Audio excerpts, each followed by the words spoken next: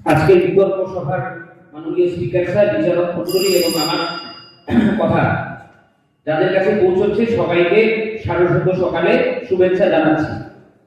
আজকের যে বিতর্ক সভার মতে আমাদের সমাজ ও সংস্কৃতির স্বাভাবিক বিকাশের ধারা আজ ক্ষয়িষ্ণু। আমি তার বিরুদ্ধে মতাচরণ করছি। সমাজ কি? মানুষের সুসংগঠিত একটি গোষ্ঠীকে আমরা সমাজ বলতে পারি, এবং সেই সমাজের যে অর্জিত অভ্যাস, সেই সমাজের আচরণ, সেই সমাজের রীতি নীতি ঐতিহ্য, এই সমস্তকে একত্রে আমরা সংস্কৃতি বলতে পারি।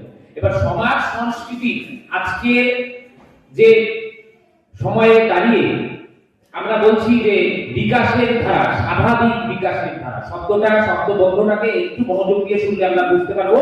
এখানে বলা হয়েছে স্বাভাবিক বিকাশের ধারা, সেটা হচ্ছে বলা হচ্ছে আমার প্রতিপক্ষের বন্ধুরা চিৎকার করে যেটা প্রমাণ করতে চাইলেন, যে তারা বললেন যে এই সময়ে দাঁড়িয়ে সেটা হচ্ছে ক্ষয়িষ্ণু স্বাভাবিক বিকাশের ধারা।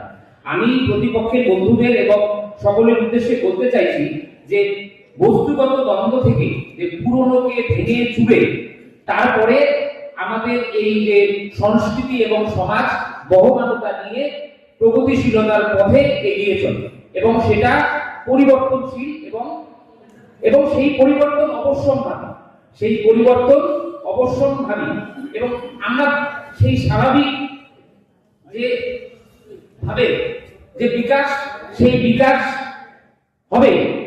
আমরা যদি দেখি যে স্বাভাবিক উদ্ভিদকে যদি আমরা লক্ষ্য করি, যে তার জন্য বাড়তি কোনো প্রশ্রয়ের প্রয়োজন পড়ে না, তাকে সার দিতে হয় না, তাকে কৃত্রিমভাবে জল দিতে হয় না, কীটনাশকের প্রয়োজন হয় না। আমরা পাইন গাছ থেকে শুরু করে বনের যে সমস্ত স্বাভাবিক উদ্ভিদকে দেখি, তো সেক্ষেত্রেও তাই বন্ধুরা যে সমস্ত তথ্যগুলো পরিবেশন করলেন, যে যুক্তি উপস্থাপন করার চেষ্টা করলেন, তার জন্য সাময়িকভাবে একটা সিস্টেমকে দায়ী করা যেতে পারে, যে অবক্ষয়ের কথা তুলে ধরার চেষ্টা করলেন, কিন্তু সেই সিস্টেমকে আমরা যদি দায়ীও করি, কিন্তু স্বাভাবিক বিকাশের ধারাকে আমরা কোনোভাবেই সেক্ষেত্রে দায়ী করতে পারি না। এবং সেই ক্ষেত্রে এই যে ক্ষয়িষ্ণু শব্দটা অপান্তেয়, অপ্রয়োজনীয় এবং সেটা অপ্রাসঙ্গিক এবং নিষ্প্রয়োজন। এই ক্ষয়িষ্ণু শব্দটা এই বাক্যবন্ধের মধ্যে কোনোভাবেই মানানসই নয়। আমরা যদি সমাজ এবং সংস্কৃতি বিকাশের কয়েকটি সুযোগকে লক্ষ্য করি, এবং তারাও মহাভারতের যুগ টেনে এটা প্রমাণ করার চেষ্টা করলো, কেননা এই সময়ের সাথে কি করে প্রাসঙ্গিক আমি বুঝলাম না। আমরা দেখতে পাবো যে কর্মক্ষেত্র থেকে শুরু করে রাজনীতি, প্রশাসনিক ক্ষেত্র, এমনকি যুদ্ধক্ষেত্রে আমরা কিছুদিন আগে লক্ষ্য করলাম যে নারীর ক্ষমতায়নকে আমরা সমাজের একটা গুরুত্বপূর্ণ সুযোগ হিসেবে দেখি। যে যুদ্ধক্ষেত্রে যে ভানিকা সিং এবং সোফিয়া কুরেশিরা যখন হচ্ছে অপারেশন সিন্দুরের মতো একটা প্ল্যাটফর্মে নারীদের যে ক্ষমতায়ন, সেটা আমরা লক্ষ্য করেছি। সেই এখনকার সময়ে দাঁড়িয়ে তার কর্মক্ষেত্র এবং অন্যান্য ক্ষেত্রে যে নারীর ক্ষমতায়ন হচ্ছে, সেটা কিন্তু আমরা একদম অবশ্যম্ভাবী করতে পারি। শিশুর অধিকার, প্রতিবন্ধীদের অধিকারের প্রশ্নে, এবং সেটা এখন সচেতনভাবে বৃদ্ধি পেয়েছে। এবং সামাজিক বৈষম্যের কথা বলার চেষ্টা করলেন, বর্ণাশ্রমকে আবার টেনে দিতে চাইলেন, যে সেইখানে দাঁড়িয়ে আমাদের রাষ্ট্রপতি কে, এটা আমার প্রশ্ন রইল আমার প্রতিপক্ষের বন্ধুদের উপর।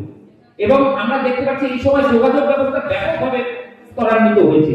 আমাদের যে হাতে রয়েছে একটা উন্নত সোশ্যাল মিডিয়া, তার মাধ্যমে আমরা আমেরিকা, বাংলাদেশ, বিভিন্ন জায়গায় আমাদের যে আত্মীয় পরিজনদের সাথে যোগাযোগ রক্ষা করতে পারছি। সময়ের সাথে সাথে এনজিও সংখ্যা বাড়ছে, এবং এনজিও গুলোকে অভিনবভাবে যে কার্যক্রম নিচ্ছে, আমরা মহামারীর সময় যেটা দেখেছি, রক্তদান শিবির বা অন্যান্য ক্ষেত্রে, সেটা কি কোনোভাবে সমাজকে আমাদের মনে পিছনে ঠেলে ধরছে? এরকম দৃষ্টান্ত মনে হয় ওনারা নিজেরাও স্বীকার করতে পারবে না। তারপরে হারিয়ে যাওয়া যে সংস্কৃতিকে আমরা ডিজিটাল মাধ্যমে সংরক্ষণ করবার সুযোগ পাচ্ছি। আমরা দেখতে পাচ্ছি যে বনবিবি থেকে শুরু করে হুদুম দেব বা বিভিন্ন রকম যে লোকাচারগুলো, এই সময় আমরা দেখতে পাচ্ছি যে গম্ভীরা, ভাওয়াইয়া থেকে শুরু করে আমাদের ভাটিয়ালি, বিভিন্ন যে লোক এগুলো আন্তর্জাতিক ক্ষেত্রে পৌঁছে যাচ্ছে। খাদ্যাভ্যাসের ক্ষেত্রে যদি আমরা লক্ষ্য করি, যে মায়ের পিঠে এখন আন্তর্জাতিক এবং বাণিজ্যিকরণ করা হচ্ছে। বিভিন্ন দোকানে মায়ের হাতের পিঠে এখন আমরা খেতে পাচ্ছি।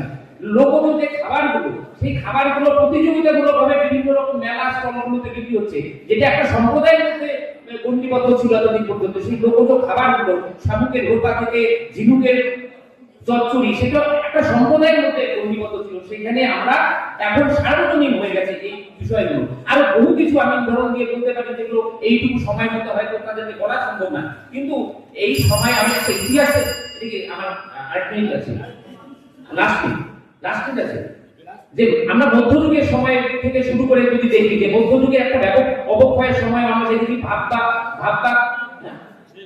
হ্যাঁ ভাব, সেই সময় আমরা লক্ষ্য করেছি। সুতরাং এই চিৎকারকে বন্ধ করুন, আশা বাঁচিয়ে রাখুন, কারণ আশা ফুরাইলে সব ফুরাইবে।